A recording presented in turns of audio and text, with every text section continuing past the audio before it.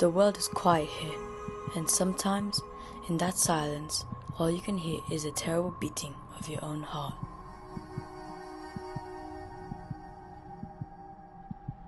His mind came into focus. With blurred eyesight, he couldn't tell whether it was night or day, as he peeled himself harshly off the vine-covered tree trunk. He then spotted a fellow tree, black as ash, then another, and another, until he soon realized all the trees except where the tree he slept on had charred scars, as if it was ready to crumble and disintegrate. The boy stuttered in a lost tone. What happened? But his focus was taken away from an abrupt cough. Dirt all over his body, barefoot, shirtless, and brainless. Brainless at the thought that he lost his 5 senses, although he could hear a faint voice of his own. It took a few minutes until he regained consciousness. But what was he unconscious for? He took a few steps across what seemed like a pathway that had cleared the dirty grass and peeked to see if there was anything new in his surroundings. The wind whipped his face, his messy hair flying as he stepped out of the dark, shadowy forest, and night became day in a vast green area. However, he then questioned what happened before he was awake, why the trees were unusually black, and why the silence of this world is quieter than the beating of his own heart. With his knowledge in movies, this boy thought that something would surprise him for his 18th birthday, as per the reason for silence. Suddenly, the ground shook in a cry of terror, just like how the boy shrieked. Ugh! The ground lifted itself high up to the clouds, blocks of dirt and grass removing itself from a strange tower. A tower the boy was standing on. Then, the tower came to a stop and illuminated a bright orange-red color. Looking up, the boy noticed blue scribbles running down an inverted hill, then transforming into liquid as it splattered onto a tablet. It was announced. This quest has chosen you and will not allow you to forget it. Undertaking this quest is more than stories to share. I begin because I know it has the power to change you. Your dream as a child to be king. Everyone wants to change the world, and there is honor in that hope. There is purpose in that dream. There is power in that quest. Take it and rule this world. Everything that comes in your way is a mere distraction. To be king? I can be king? The boy exhilarated as a tablet spoke again. Dominate over animals, humans, armies, nature, and the sea. The boy carelessly leaped off the 30-foot tower. He could feel it, the terrible beating of his heart pumping louder as he could hear the birds flutter, the wind whistling, and the sweet call for power. This was all he wanted. This was all he needed. As the boy trampled over the flowers and grasses, the wind hissed at him.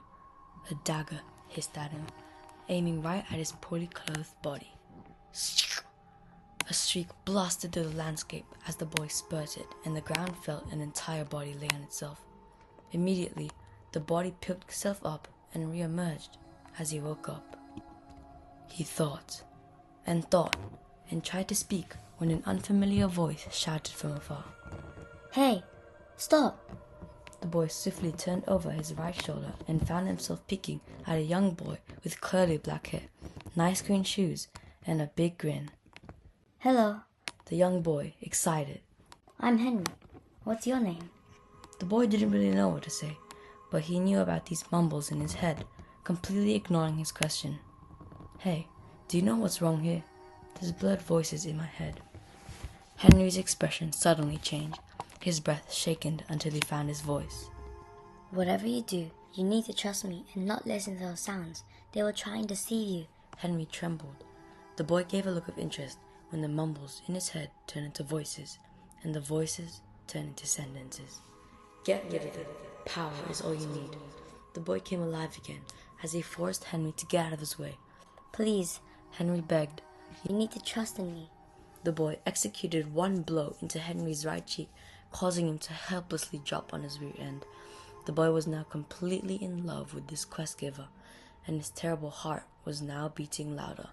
The boy grasped onto the blood-stained dagger, and his reign had begun. Slashes and screeches of horror, where every victim would gain him more trust into the quest. Lives were leaking out of tons of the victims' bodies until he was buried in animal skin.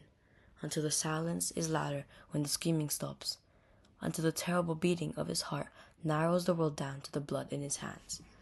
Henry caught up to him, panting as he fell onto his smudged knees. He took a deep breath and stared up into the eyes of the boy, standing on a hill of dead bodies, and his eyes illuminated gold. Henry whispered, "This world is nothing like you know, just like the beating of your own heart. Your dream as a child to be king can change you. It has the power to change the world.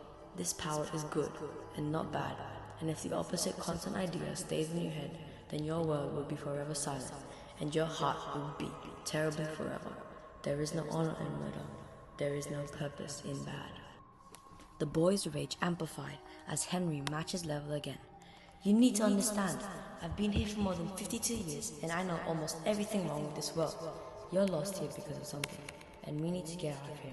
So please listen." Everything stopped.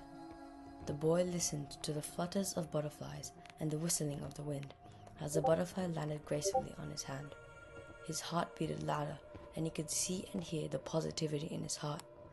Henry and the boy took a deep breath as they laid into the grass. Out of positivity, however, there was one unbreakable bond between the boy, and that is power.